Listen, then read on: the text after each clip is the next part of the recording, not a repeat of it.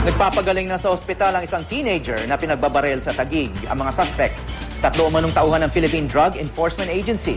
Giit naman ng mga suspect, pinagnakawan umano sila ng biktima. May news to go si Mav Gonzalez.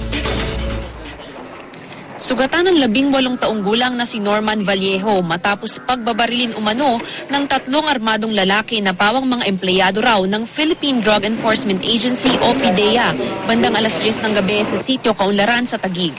Base sa kanilang mga ID, nakilala ang 3 suspect na sina Rico Canete Jr., Julius Blas Sancho at Joseph Kitikit. Ayon sa menor de edad na nobya ng biktima, nag-uusap lang daw sila sa daan nang biglang lumapit ang grupo ng mga armadong lalaki at paktukan sila.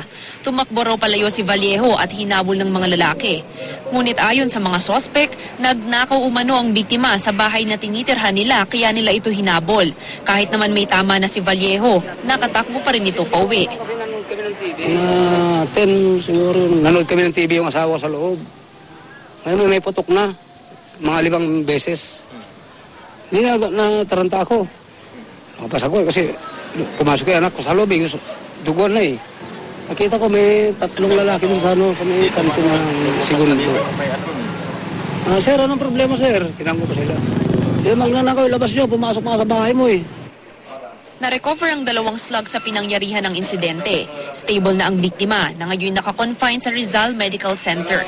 Maaari namang sampahan ng reklamong attempted or frustrated homicide o murder ang mga sospek. Mav Gonzalez, GMA News.